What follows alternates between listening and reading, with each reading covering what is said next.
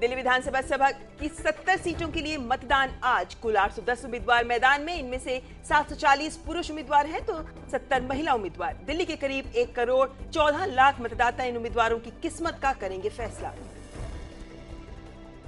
मसले पर मंत्री समूह की आज फिर बैठक।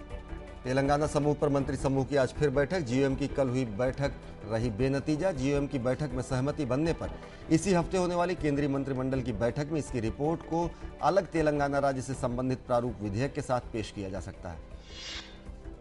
राजनीतिक दलों की ओर से संसद के शीतकालीन सत्र में अलग तेलंगाना राज्य गठित करने संबंधी विधेयक पेश करने की मांग के बीच प्रधानमंत्री डॉक्टर मनमोहन सिंह ने कहा कि उनकी सरकार नया तेलंगाना राज्य बनाने के लिए है प्रतिबद्ध।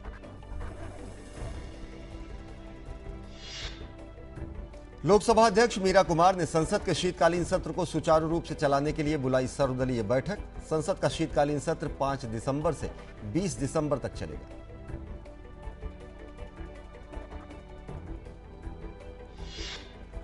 वित्त मंत्री पी चिदम्बरम की अध्यक्षता में गठित मंत्री समूह ने बहुप्रतीक्षित दूरसंचार की कंपनियों के विलय और अधिकार पर दिशा निर्देश जारी कर दिए और साथ ही 2G स्पेक्ट्रम पर जनवरी 2014 में बोली लगाने का भी फैसला किया।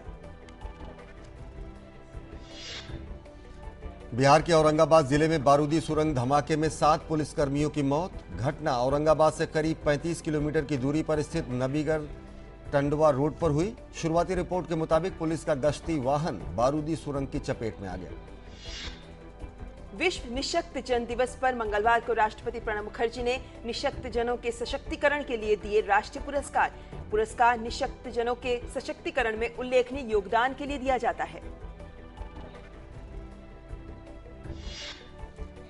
उच्चतम न्यायालय ने कावेरी जल विवाद न्यायाधिकरण फैसले को क्रियान्वयन करने के उद्देश्य से कावेरी प्रबंधन बोर्ड के गठन की तमिलनाडु सरकार की याचिका पर तत्काल सुनवाई से इनकार करते हुए कहा कि इसमें कोई तात्कालिक जरूरत नहीं है। सर्वोच्च न्यायालय ने कहा है कि एसिड की बिक्री के लिए सभी राज्य सरकारें और केंद्र शासित प्रदेश 31 मार्च 2014 तक एक नियम बनाएं। अदालत ने कहा कि एसिड हमले से पीड़ित महिलाओं को मुफ्त में चिकित्सा और प्लास्टिक सर्जरी की सुविधा भी उपलब्ध कराए।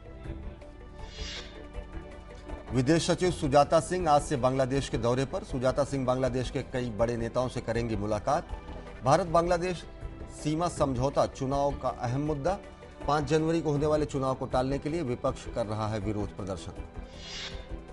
बाली में चल रहे अंतर्राष्ट्रीय व्यापार बैठक का दूसरा दिन है। वाणिज्य मंत्री आनंद शर्मा ने विकासशील देशों का पक्ष दोहराते हुए कहा कि बाली में सकारात्मक परिणाम की उम्मीद है, लेकिन विकासशील देशों के हितों का भी ख्याल रखा जाए। इराक में हिंसा का दौर लगातार जारी। इराक के एक सरकारी परिसर में हमला, एक अन्य धमाके को मिलाकर कुल 12 लोगों की मौत की खबर।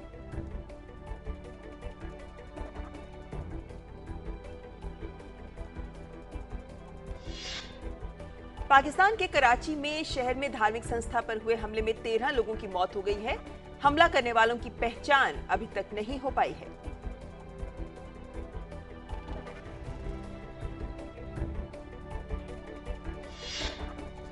अमेरिका ने कहा कि अफगानिस्तान के साथ सुरक्षा समझौते में हो रही देरी से अमेरिका और उसके सहयोगियों की खींच बढ़ रही है। अमेरिका ने कहा हस्ताक्षर के लिए राष्ट्रपति का होना जरूरी नहीं, समझौता किसी भी मंत्री के साथ भी हो सकता है। फ्रांसीसी वैज्ञानिकों की एक टीम का कहना है कि पूर्व फिलिस्तीनी नेता यासिर अराफात की मौत स्वाभाविक कारणों से हुई थी। यासिर अराफात की 2004 में मौत हुई थी। फिलिस्तीन के कई नेता उनकी हत्या की बात करते हैं।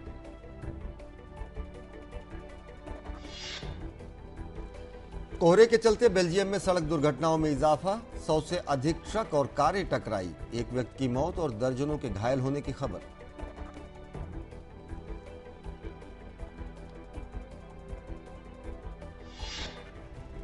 और खेलों में क्रिकेट को अलविदा कहने वाले मास्टर ब्लास्टर सचिन तेंदुलकर को मंगलवार को मुंबई क्रिकेट संघ ने किया सम्मानित। सचिन के सम्मान में आयोजित इस समारोह में सचिन के अलावा कई दिग्गज क्रिकेटर भी उपस्थित थे।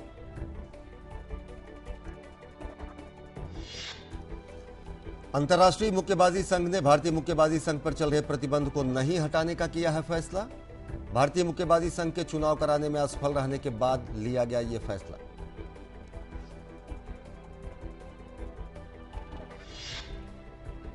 आईसीसी ने मंगलवार को मुंबई में भारतीय कप्तान महेंद्र सिंह धोनी को ICC people's choice player of the year के अवार्ड से नवाजा। इस साल के अवार्ड में 4 अलग अलग देशों से नामांकित 5 खिलाड़ियों को जनता द्वारा दिए गए वोट के आधार पर दिया गया है अवार्ड। कृतज्ञ राष्ट्र याद कर रहा है देश के पूर्व राष्ट्रपति आर वेंकट रमन को और प्रधानमंत्री आई.के. गुजराल को उनकी जयंती पर।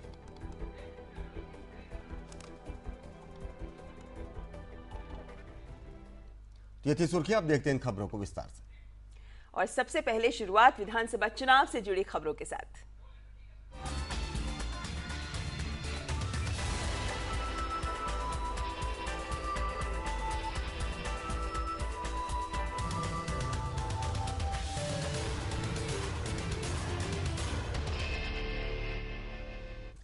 सबसे पहले बात दिल्ली की, क्योंकि दिल्ली विधानसभा की 70 सीटों के लिए आज वोट डाले जाएंगे। मतदान की सभी तैयारियां पूरी कर ली गई हैं।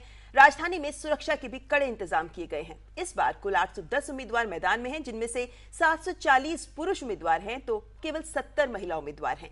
दिल्ली के करीब 1 करोड़ 14 लाख मतदाता इन उम्मीदवारों की किस्मत का फैसला करेंगे। पिछले चुनाव में कांग्रेस को 43 सीटें हासिल हुई थी, तो वहीं भाजपा को सिर्फ 23 सीटों से ही संतोष करना पड़ा था। बसपा ने भी 2 सीटों पर जीत दर्ज की थी और 2 सीट पर निर्दलियों ने बाजी मारी थी। लेकिन इस बार पहली दफा चुनाव लड़ रही आम आदमी पार्टी की उपस्थिति कुछ सवाल भी खड़े कर रही है और इस चुनाव को रोमांचक भी बना रही है।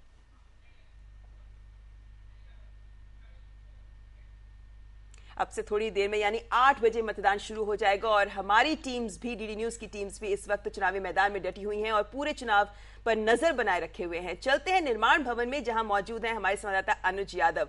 अनुज, बस कुछ मिनटों का इंतजार कह सकते हैं तो दिल्ली है तैयार